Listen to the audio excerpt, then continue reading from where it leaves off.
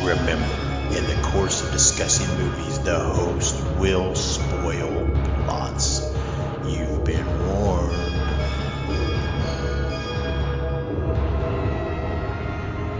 Listen to their screams.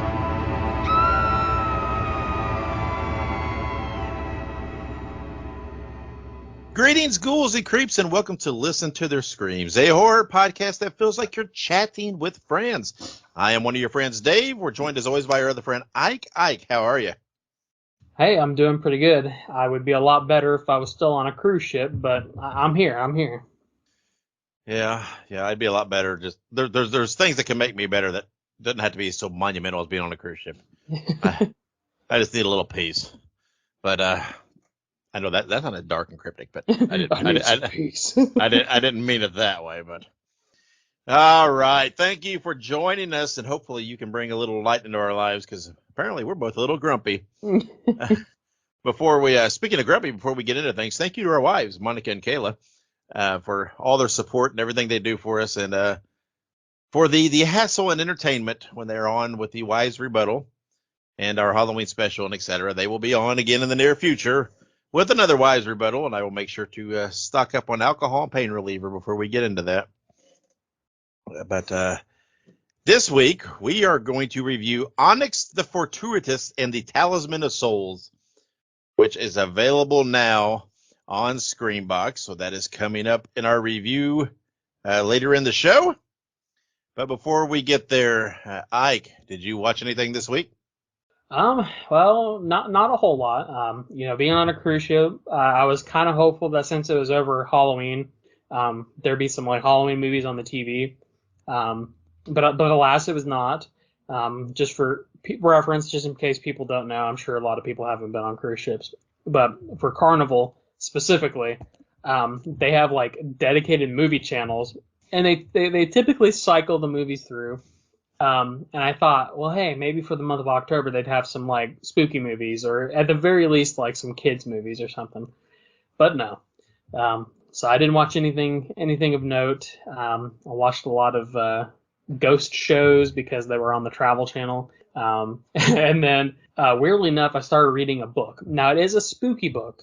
Now, that is the silver lining here. As I was on the cruise ship, and again, another little thing, I got we went on a ship out of Jacksonville called the Carnival Elation, and it was supposed to go to Nassau and a Carnival-owned island called Princess Cays. Well, the waters were too rough, so we ended up not being able to go to Princess Cays, so we instead spent the day on the boat, just kind of hanging out, which I'm not complaining. But I started reading this book. Now, it's called House of Leaves by Mark Z. Danielewski. I found this book on TikTok, weirdly enough, a couple years ago, and I got it for Christmas, and I never got around to reading it, but I started reading it, and boy, oh boy, it's pretty good. I don't even know how to begin to describe the book because it's so weird, but it's a lot of fun. All right. Well, I guess I didn't expect you to say you were reading a book. Right. That was odd. Let's see. Did I watch anything? I don't know what I don't think I watched a whole heck of a lot outside the new Simpsons Treehouse of Horror. I did watch that, but I don't think I watched much else either, to be honest with you. So yeah, a little boring with that segment. But before we get too far into everything else and our news and everything else, let's go into our weekly segment. And this week it is Two Truths and an AI. That's right. This episode, we are doing Two Truths and an AI. We haven't done this in a while. It feels like forever, Ike. Yeah. And a little weird. It's like we kept planning to do it, and it kept getting shuffled, and we kept doing like horror hot takes and whatever else. But we've got one today, and I don't even know your record. I don't have that in front of me. I should have pulled that up, but I think you're doing pretty good against the AI. I think you've learned to kind of read the system a little bit. But for those of that are not familiar, what this is in this segment, we have 3 movie descriptions. 2 of these are actual descriptions of actual movies, and one of them is a fake that has been generated by AI.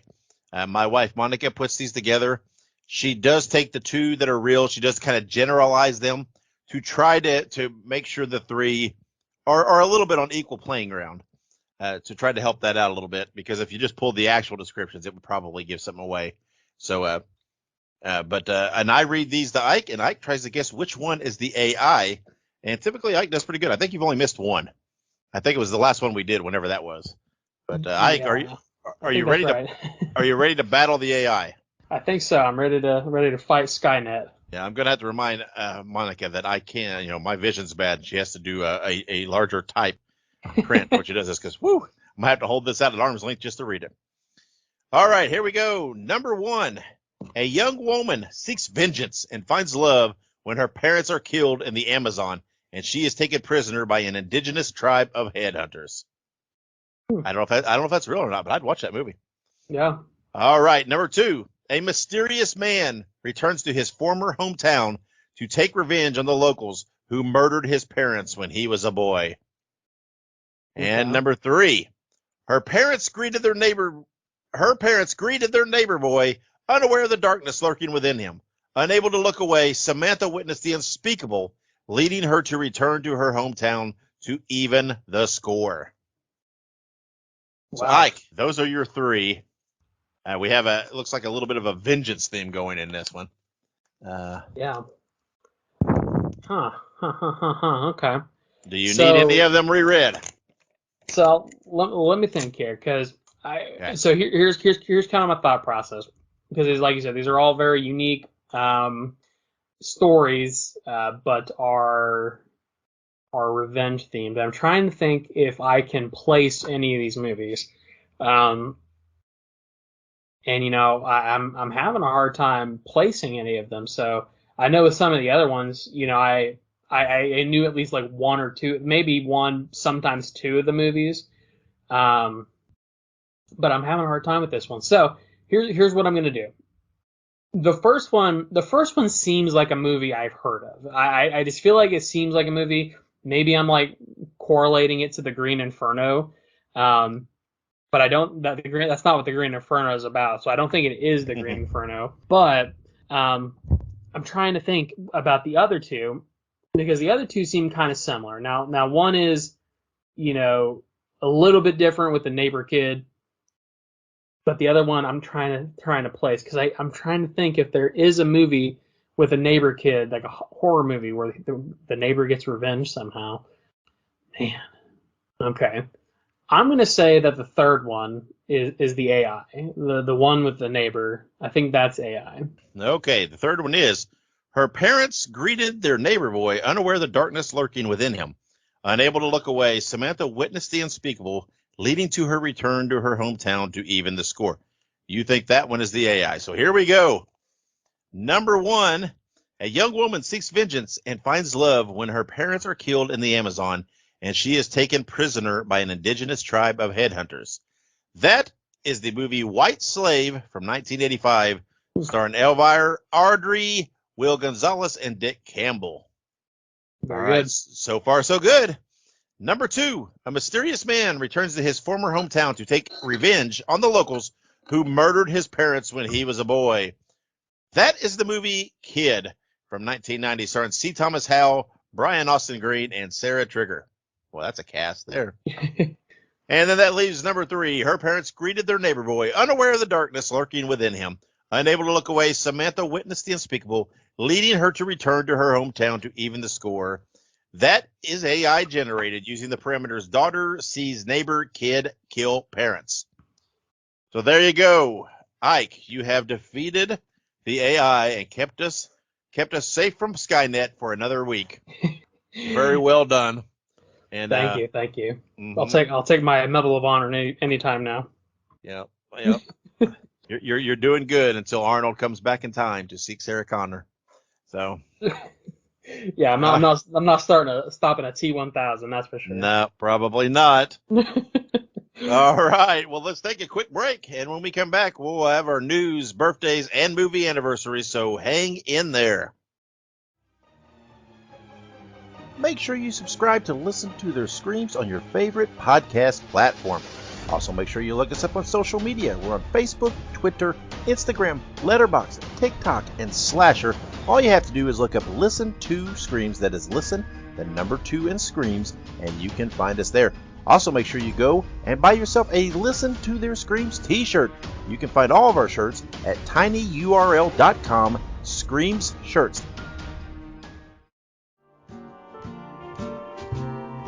Spread the news. Spread the news. Spread the news. And we are back with the news. All right, so we got some little juicy tidbits for you here today. Starting us off at the top with some news. We have a teaser trailer now for the upcoming Ghostbusters movies to be released on November 8th. Oh God, I thought it was saying that it was going to be released on November 8th. I'm like, how? No. How? No, okay, we're good. So the trailer was released on November 8th. Man, you had me scared for a second. I'm like, bro, what? Anyways, so yes, the new Ghostbusters movie. And the new Ghostbusters movie, I believe it's called Ghostbusters something to do with ice. I don't have it in front of me. Yeah, what was it? Frozen Empire or something like that? Yes, Ghostbusters Frozen Empire. Yeah. And if you've not seen the trailer, obviously there's no spoilers really.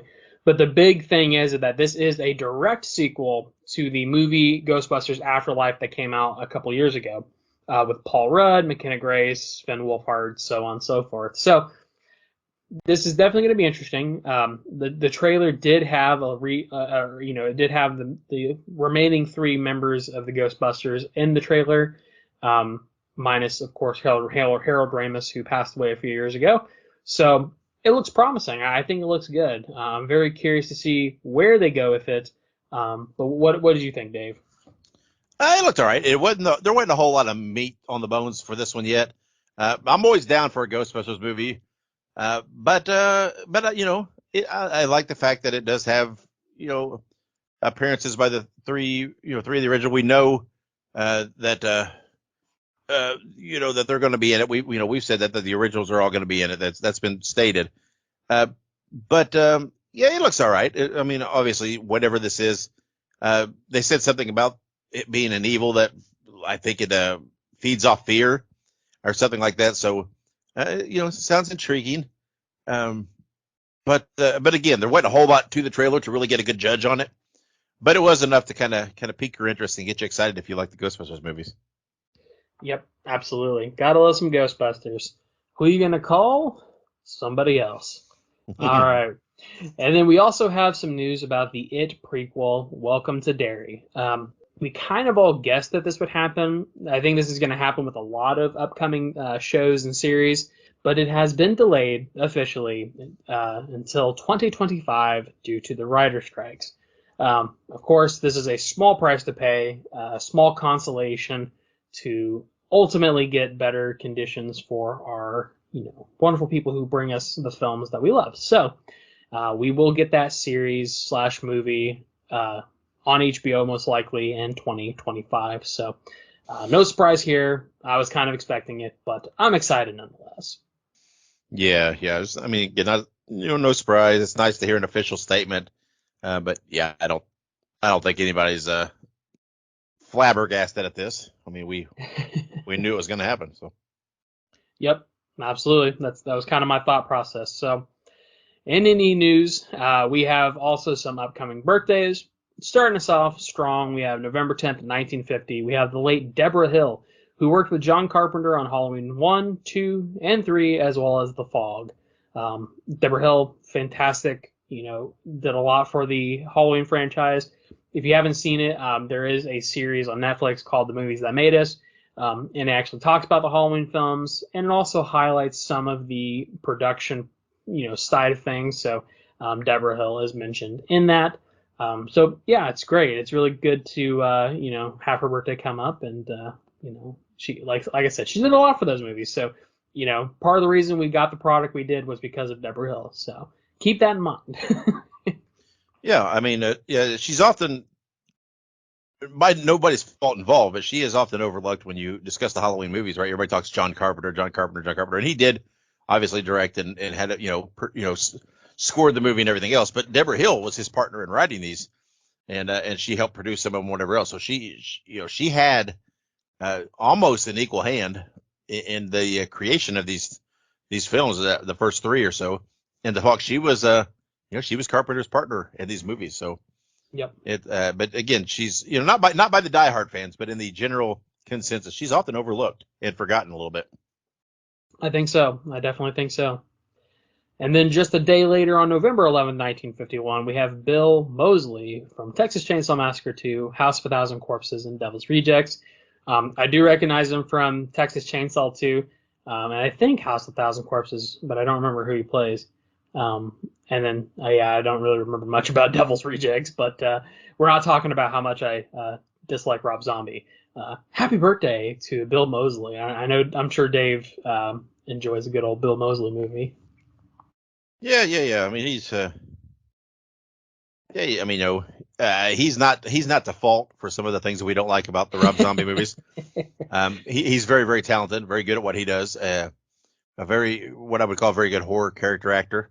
I mean, he's very talented. He's very good. And he's obviously one of those guys that, Rob Zombie likes and reuses. And that is one thing Rob Zombie does well outside of his wife. He does cast pretty well. Yeah. I mean, there are talented people in his movies.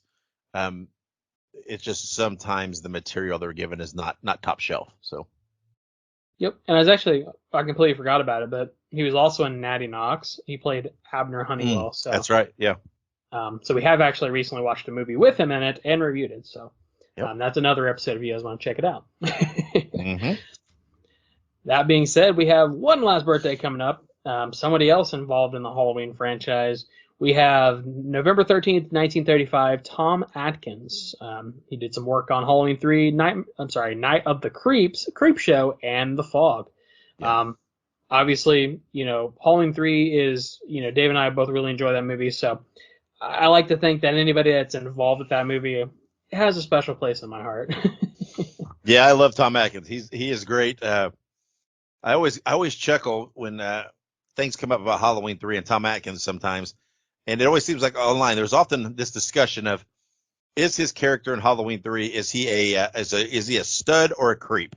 And and I can see a little discussion on both, because all the ladies seem to like him in that movie, but then when you look at it, it's like, well, he's hitting on all the women too. So it's like, which so. But anyway, it always humors me when that comes up. But Tom Atkins is still with us, thank God. And what a guy, man! I always heard he's very nice when you meet him at conventions and stuff. He loves his involvement in these movies. He's always embraced his part in Halloween 3 and loves it. So good dude. That's right. And honestly, I think I'm gonna have to lean a little more towards creep, because I always thought it was his relationship with the main character in 3 was a little weird. But I mean, it's true.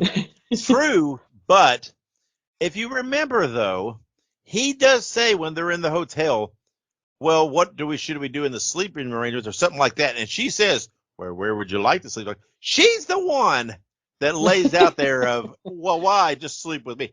So I don't know if he's the creep or if she was the one that kind of bridged that gap first. I think it falls a little more on her. What was he supposed to say? No. I mean, come on.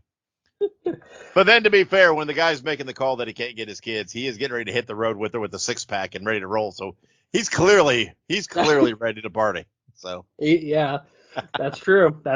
He's ready to party. some of the charm of the movie there. It is. I mean, you got to be. What do we always say? There is such a thing of just taking something as a product of its time, and Halloween 3, as a lot of horror movies from the 80s, are certainly products of their time. That is no lie. Yeah, and I'm sure nobody that created that movie or had a hand in it ever thought that people this many years from now would be having the discussion about this. So right. Yeah. Absolutely. But I digress. Now we have a very long list of upcoming movie anniversaries, so this will be fun. Starting us off very strong on this list, November 9th, 1984, we have A Nightmare on Elm Street.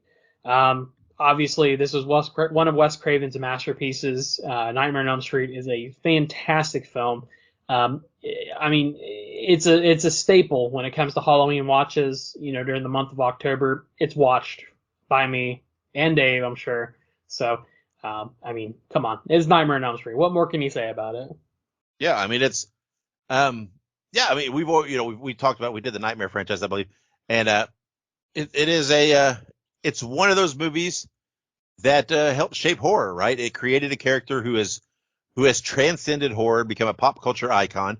Even people who do not watch horror movies know who Freddy Krueger is, and it is a very, very innovative movie. Now, we've discussed some of the sequels are hit or miss, and there's things there, but the original is an absolute classic. Yep, absolutely, absolutely. And another classic, I would say, to some respect, on the same day in 1984, November 9th, Silent Night, Deadly Night. That's a very unfortunate release schedule for Silent Night, Deadly Night. Um, you know, I think that there's probably a reason why there's a bunch of Nightmare on Elm Street movies and there's not a whole lot of Silent Night, Deadly Night, but I digress. Um, yeah, I think we actually recently talked about Silent Night, Deadly Night. I had Hmm. last We year maybe. Yeah, we reviewed it last year, and again, it's one of those. It's right there, probably in my eyes, on the the peak of the mountain as far as Christmas horror goes. It is such a good movie, so much fun to watch, and it's just fun, just enjoyable, and I rewatch it every single year around the holiday time to get my Christmas spirit up. Absolutely. And then on November 9th, a few years later, just 4 years later, November 9th, 1988, we have Child's Play. Again, Child's Play. We've talked about the Chucky movies at length, so I won't really talk about that whole, shebang too much. But, Child's Play is a good movie. It's inventive for what it was for the time, especially. Some of the later entries are, not so great, but Child's Play, it exists as sort of a, I guess you could say, sort of an icon of the ages, if you will. Yeah, I mean, again, just like Nightmare, it created a character who has transcended into pop culture. I mean, Chucky is probably more popular and hotter now than he's ever been with the series and all the cross promotions they're doing and everything else. Everybody knows who Chucky is. And again, think what you will about some of the sequels in the franchise overall. The first movie is a classic. Yeah, absolutely, absolutely. And then, wow, man, they really stuck to a schedule there. 2 years later, on November 9th, Child's Play 2 was released. We've talked about it again before. Child's Play 2 is also a relatively good entry into the franchise. It's a strong sequel. It's not the best horror movie on this earth, but it's also not the worst, and it's definitely not the worst Child's Play movie. There are definitely worse. But Child's Play 2, solid movie. I enjoy it. I know Dave enjoys it, as long as it's not number three. Yeah, definitely. Yeah, I like the first two. Right, I think they're a good 1-2 punch. And I believe we talked about this, when we did the Child's Play franchise. But yeah, I mean, I'm pretty split in the Child's Play franchise. Right, there's some that I really really like, some that I just really don't like. There's not a lot of gray area there, but the 1 and 2 both kind of fall on the side that I really like. Yeah, absolutely. I would agree. And then moving on from the 9th, we had four movies released on the 9th, and now we have four movies released on the 12th. November 12th, 1982, we have Slumber Party Massacre. So I've heard of Slumber Party Massacre. I have never seen Slumber Party Massacre. I know that they actually remade it a couple of years ago, I thought. And I never got to see that either. But yeah, I mean, I've never seen it, so I can't speak on it. Dave, I'm sure you've seen it. I have. It's a fun movie. It is, again, it's your prototypical, your atypical uh, 80s, early 80s slasher. It is a fun. It's a fun movie, right? It is. I like it. I enjoy it, but I like just a good slasher of where you don't have to think too much about it. It's just there's some dude killing women at a slumber party and type thing, and or whatever. The plot's pretty simple, and it doesn't really get in depth. And there, no one someone's brother or daughter, or it's pretty cut and dry. But yeah, just a fun little slasher movie. Nothing extravagant, but it's fun. Very good. I'll have to check those out. And then on the same day, same year, November 12th, 1982, we have Creepshow. So obviously Creepshow I have seen. I have seen Creepshow. I've seen the TV series, all that good jazz. But yeah, Creepshow is great. It's one of those, anthology tale type movies that I love. I love anthology movies. Honestly, I'm a sucker for a good anthology movie. You put that in front of me, I'm gonna eat that up. So I love Creepshow. Love anthologies. Yeah, and again, this is spins out of Stephen King's mind a lot, and kind of a Tales from the Cryptish, EC Comics type thing. And we spoke about Tom Atkins. He's in this, and it is a fun movie. It's one that I always enjoy rewatching. Right? It's just there's something with the anthologies I like, because it sets up when you have ideals for stories that you can't flesh out enough to do a whole movie with. This kind of thing works well, right? Because you can keep it in the length and size that you need, and they're often kind of interwoven and whatever else. So, but yeah, Creepshow is fun. I love that movie. Very creepy, very creepy. And then, again, same day, about 16 years later this time. Uh, that's crazy. But 16 years later, 1998, ugh, November 12th, we have The Faculty. Now, I have talked before about how much I enjoy The Faculty, and I think we actually did a top three. I cannot remember what it was about, but The Faculty was in that top three for me. It may have been alien movies, maybe. Yeah, I want to say, man, yeah, I want to say it's maybe what it was. Maybe we discussed the alien movie. I don't remember, but I do like you. I do remember it coming up in the top three. Yeah. Yeah, but I love The Faculty. It's great. It has a lot of it's a very interesting cast. It's very diverse. It's like you have the people who like later went on to do big things, and then you had people who didn't. Like if I remember correctly, I think Elijah Wood was in it. Yeah, Elijah Wood was in it. Jon Stewart's in it, like the Jon Stewart, like the talk show host. Robert Patrick Usher's in it. Like it's such a weird cast. Like, but anyways, I love the movie. It's a very underrated alien movie, and I would say it's one of those more meta movies that we don't really see as much anymore. It's very against the grain when it comes to like your typical alien movie. So, yeah, I enjoyed it a lot, as you can tell. Yeah.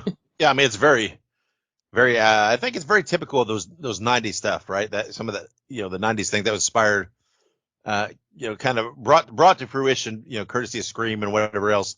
I think it's again, some of that gets knocked a lot for some reason. The '90s, I don't know why. It seems like '90s stuff. It seems like people either love or hate it, but there's some good stuff there. Yeah, like you said, 90s is very much love or hate, and it's weird to me because the 90s was like it was basically the 80s part two Electric Boogaloo with just a little bit more technology.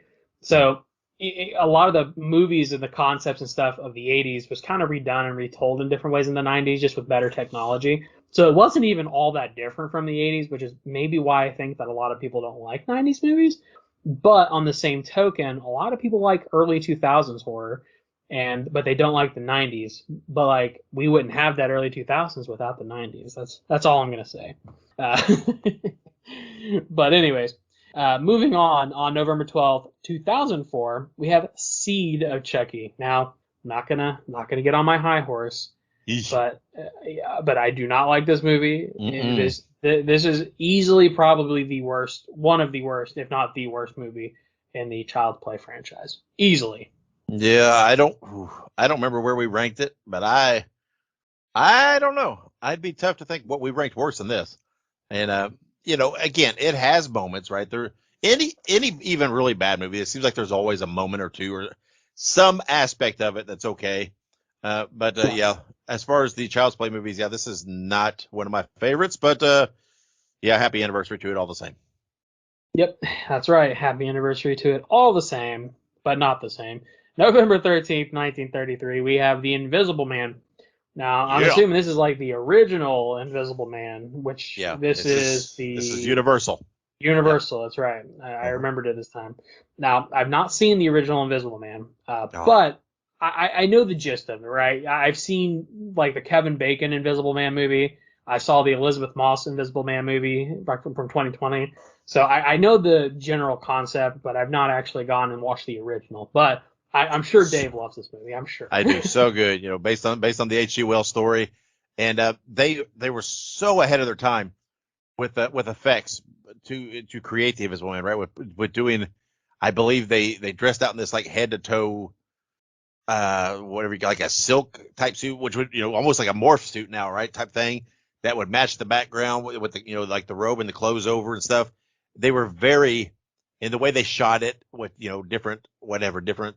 I don't know all the lingo. I'm not sure on the technicality of it, but the way they shot it and with overlay shots to get the effect, they were very ahead of the time. They developed some of these techniques to do them or perfected some of them, and even here it is 90 years later, and man, the effect to me, the invisible effects, they hold up, right? They're good, and it's a great movie. Yeah, absolutely. Because I kind of like the Frankenstein movie. I like Dracula, but I've never seen some of these other ones. But I can definitely agree with you there. I think that the Universal horror movies are a perfect description of working with what you have and really making the best of it, truly. But we have one more on this list, and this is actually another good one. I like this one, but I know a lot of people don't like this one. But November 13th, 1998, we have I Know What You Did Last Summer. Obviously, I Know What You Did Last Summer. Great movie. A great cast. I mean, you got Jennifer Love Hewitt, Sarah Michelle Gellar, Freddie Prinze Jr., Johnny Galecki, I think's in it, maybe.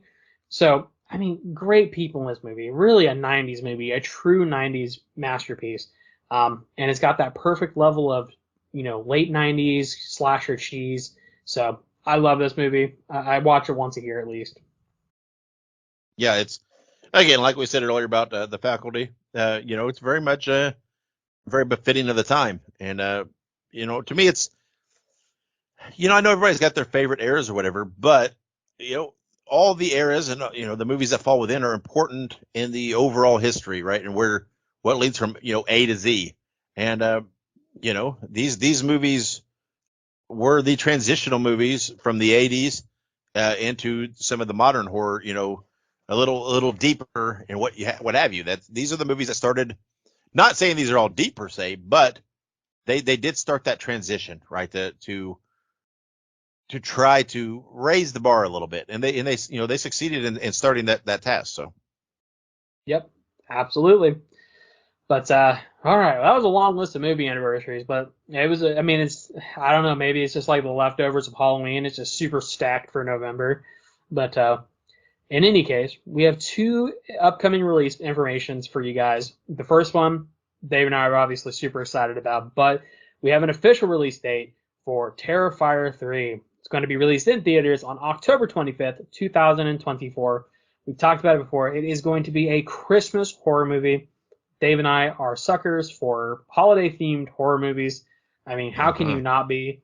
And this is also going to be a nice little treat right before Halloween next year. So I'm super excited for it. We will 100% be reviewing this movie.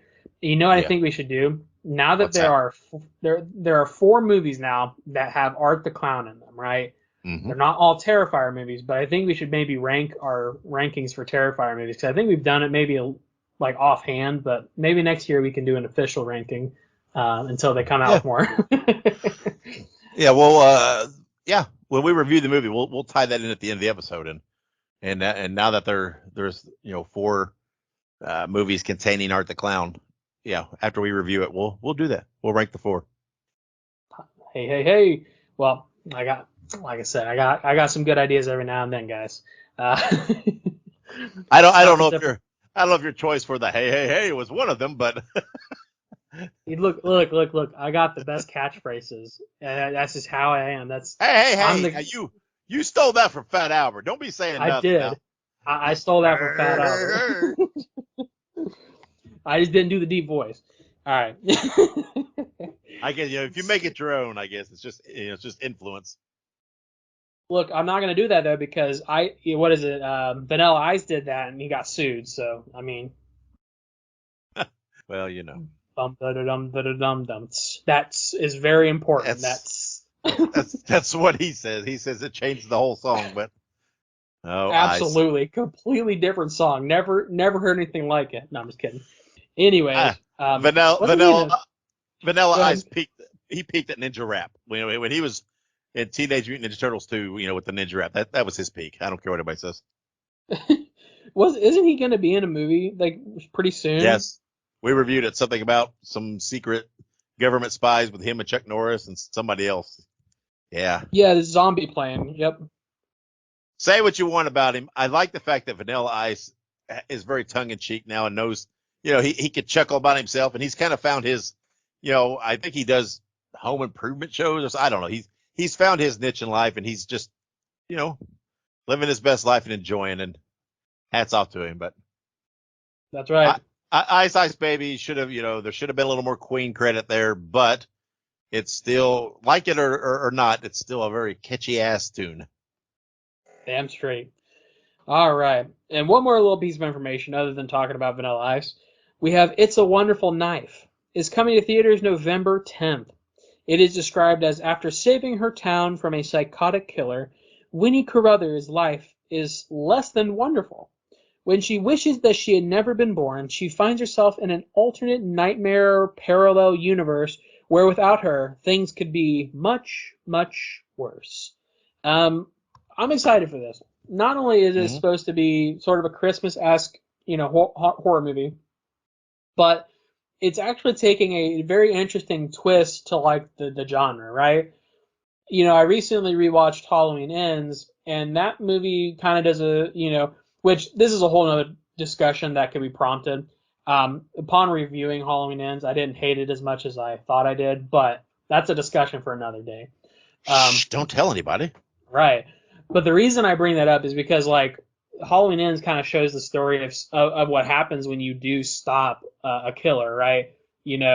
She's involved with like all these different interactions with Michael Myers. So, and the town kind of like has like a love-hate relationship with her, mostly a hate relationship with her. So it's very interesting to see like that kind of a concept twisted a little bit. Like, what if like a town, basically doesn't really care that you did this thing? Like, how worse off would that town be if you hadn't done that thing? Like, I would love to see a movie where Donald Pleasance wasn't there to stop Michael from killing Laurie. You know what I mean? Like, I'm very interested to see like how the progression of time would be if that actually happens. So, but I'm all about like those alternate universe things. You know what I mean? I think that would be pretty cool, like a what if movie, if you know what I mean. Yeah, if you do it for Halloween without Donald Pleasance, that might be a short movie. That you know what, you're very right. I mean, Donald Pleasance, like from square one in that movie, is like, we need to put this fucker down like ASAP yesterday, and then like nobody listens to him, and then for Nope. like 14 movies, he just kills like hundreds of people. So Yep. If they'd listened to him from the get go, we wouldn't have had a whole franchise. that's true. That's true. So hey, what can I say? But anyways, what do you think about this, Dave? I think you said you're pretty excited for it. Yeah, yeah. I mean, anything that has any tinges of holiday, I'm all for.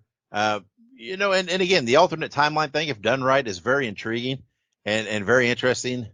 Um, it can be like I said, if it's done well, it's interesting because what person hasn't sat there and thought, what if, whether it be about their own life or something historical or just life in general, what if this one thing had changed? And the butterfly effect. Even if that thing's a small thing, what would the ripples be, and how would that affect? So, yeah, it's intriguing to think that, try to think that a small element in a big picture, and what can the impact be? And again, I'm not stopping a serial killer is not a small thing, but if done right, it's always intriguing to see the what if type movies. Absolutely. So we'll probably at some point have that as a review for you guys, probably later in December, if I had to say, just because it's Christmas related. We want to keep things festive. So, Mm-hmm. we have some good stuff coming up, and I think that'll be on our radar for December. But until then, next we have a review of a very interesting movie. I'm very curious to see Dave's thoughts on this, Yeah. but until then, make sure you're following us on social media, because if you do not follow us on social media, you're a fucking loser. So, in that case, moving on. Coming up next is our review of the one, the only, the Onyx, the Fortuitous, and the Talisman of Souls. Stick around. Listen to Their Screams is now a Fangoria collaborator. Get 20% off your order at shop.fangoria.com by using the promo code LISTEN2SCREAMS at checkout. That is listen, the number 2, and screams. Or you can click the link in the show notes. All right, and we are back on Listen to Their Screams, and it is time for our review. And like Ike said, this week we are reviewing Onyx the Fortuitous and the Talisman of Souls. This movie had a limited theater release on October 19th, 2023, and it will be available on November 14th on Screenbox. Now, we got a screener link. We did get to watch it early, and we are reviewing it early. And as we say, this is a spoiler-filled show, so this might hurt our listens here on the late on the show and our downloads. So people might want to pause and come back because we won't spoil too heavy, but there might be some things that might spoil a few things. So if obviously the movie is not out, so if you want to be safe, you might want to wait. The movie was written and directed by Andrew Bowser, and it was starring Andrew Bowser, Jeffrey Combs, and Barbara Crampton. There was many other people in it, but those are the three names that jump out at me. Well, here's the thing. I'm very appreciative of Screenbox, and I love the content they put out, and I'm very appreciative of what they do for podcasts like us and enabling us to have screener links and promotional material and heads up on things coming out so that we can be proactive in our reviews and in our news and everything else. And I do understand. Here's the thing. I get why they're putting this movie on their service, right? It has some buzz. There's a lot of people that talk about it, right? Apparently it spins out of a YouTube character of Andrew Bowser. Apparently it's his thing that was on YouTube. It's spun into a movie. But I will say overall, this is not my kind of movie, and which is peculiar because on the surface, this very much seems like my kind of movie. A horror comedy with some goofy, humor like this. But where it loses me is I don't even know if there's a whole lot here to really even label it horror. It is almost just purely comedy. Yes, there are elements, right? There's Satan worship. There's these things and whatnot. The quote unquote cliche things that can label something a horror movie. But the movie overall there's no scary, right? There's no suspense for me. There's none of that. It doesn't have any of those elements to me that a horror movie needs of any sort. And I know there are different genres, and I get it. And yes, I know, right? This is a horror comedy, but to me, it's so much into the comedy. Yes, there are moments. There were things that I did chuckle at. There were some of the comedic stuff that was kind of funny, but by the end of the movie, the comedic stuff, I was like, okay, it's the same comedic stuff, and it just got a little redundant to me. Now, I'm not saying this concept could not have worked in a movie. I just feel that the way it was written or whatever it is, there wasn't enough substance here in this movie. I'm not saying the ideal was bad because I don't think it necessarily was. I just don't think they fleshed it out enough. I don't know. And like I said, maybe that's because they were trying to ride the humor aspect so much. And again, the movie has buzz. I think it's going to do well online. It is the kind of movie. This is the absolute kind of movie that should have a limited theater run, if any, and then go to a streaming service, because this is more than likely going to do well on the streaming service and the views. And for what here's the movie was like, I think an hour and 50 minutes. It's a little long for this kind of movie. I think you need to shave off 20-25 minutes off that somewhere, because again, I think the humor got a little redundant. I think this would have been much better an hour and a half ish. I think that would have helped it a little. But it needed a little more suspense for me, right? Even the parts that were supposed to be kind of horror, with Abaddon, and it was more goofy than horror. It didn't have any suspense, right? There was they were leaning on the well placed joke, and so I think because it didn't over exceed to me as a comedy or a horror, it kind of fell a little flat, and it had a touch of both, but not enough to really hook me. I thought the Onyx character was intriguing, and again, I'm not saying something can't be done with it. Maybe the character is a little more better suited to shorter YouTube type clips and videos and things like that, so that maybe this kind of thing would fit into some kind of anthology thing. Maybe that would, I don't know. But whatever they were trying to go for, I don't think they fleshed it out enough before they went to production in my eyes. So Ike, what do you think? I don't know. Maybe. I don't know. No, I'm just kidding. That's no, an Onyx joke for those that don't know. Yeah, that's in case you don't know.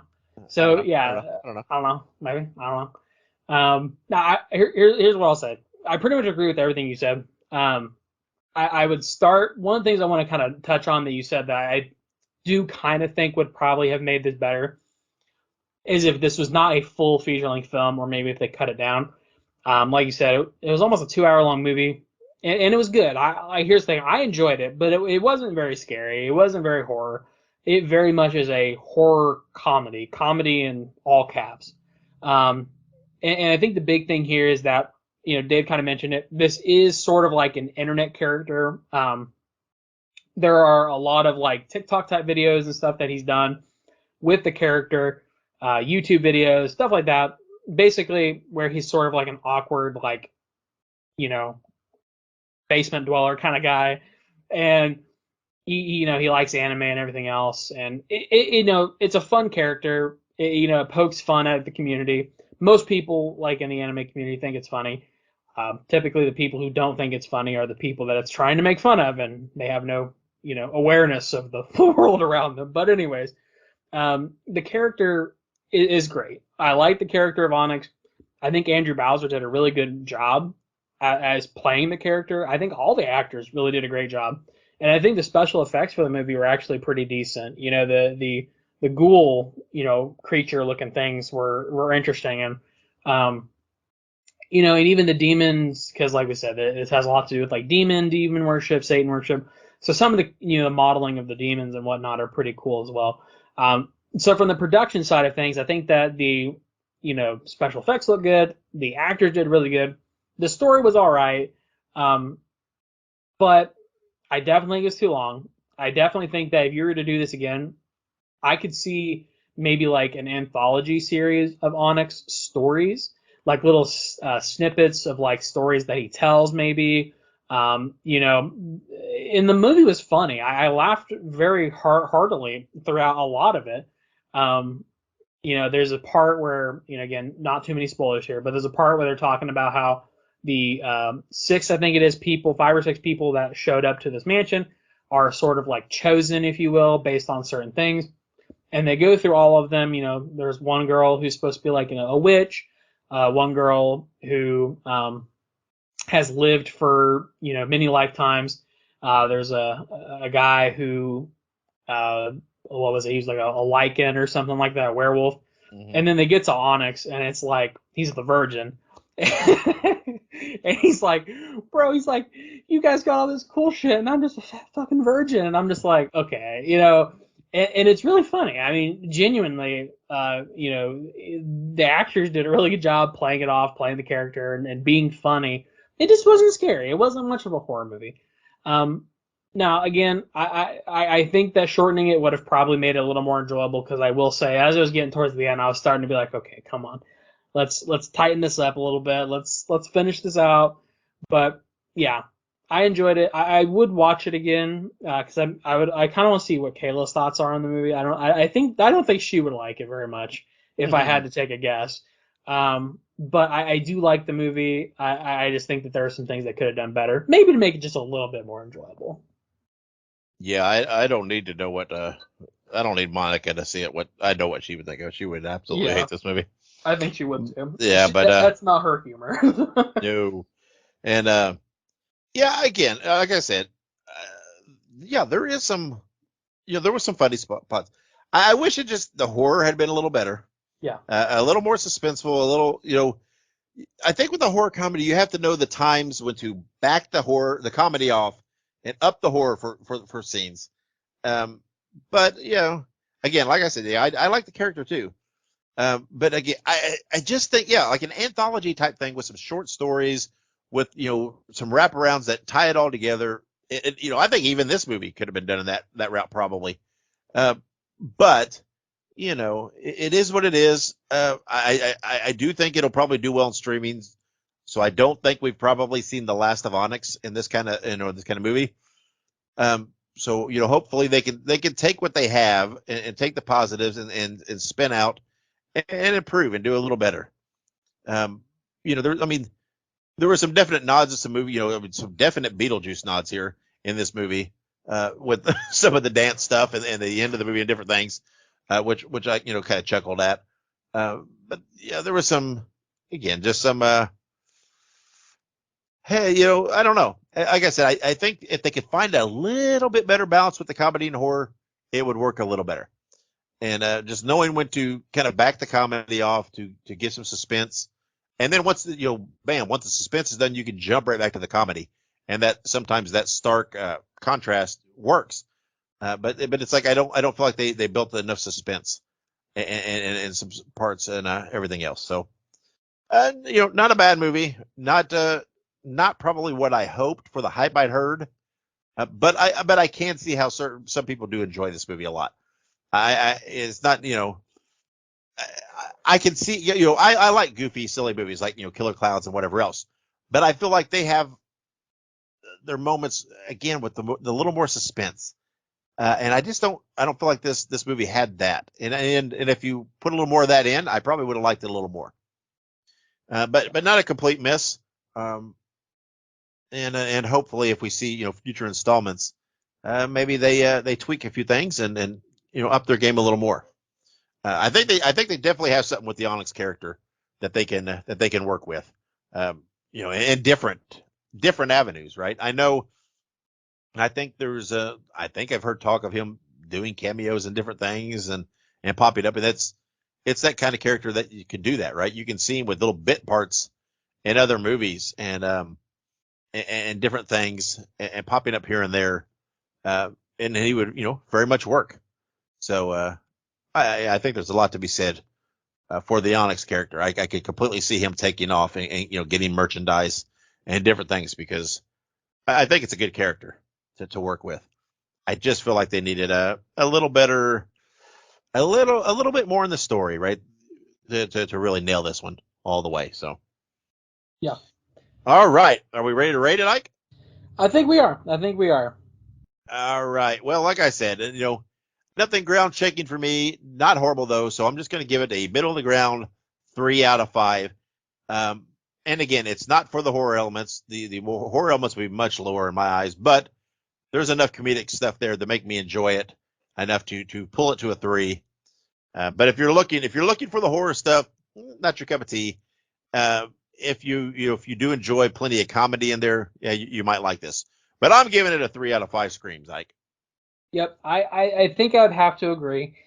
And normally this kind of a movie I do enjoy, and not to say that a 3 isn't enjoying, but it doesn't really correlate with some movies that are similar in genre for me.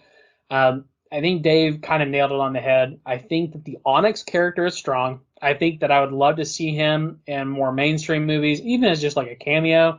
It's one of those things where I feel like it could be better, it could be stronger, but one of the strongest keys to this movie was the Onyx character. So definitely curious to see if Screambox will do any more stuff with him.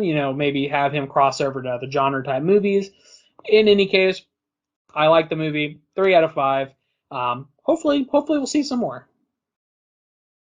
Yeah, and again, I'm curious to kind of look up some of the stuff on YouTube that's out there, and see what that's like. That's kind of perked my interest to see. Again, I'm curious to see how the character works in shorter things, shorter segments. So I don't know. Maybe Onyx, and maybe in my eyes it would translate into a series, right? Just a short run kind of series thing. I don't know. I do think the movie was a little long for what they had, and so who knows?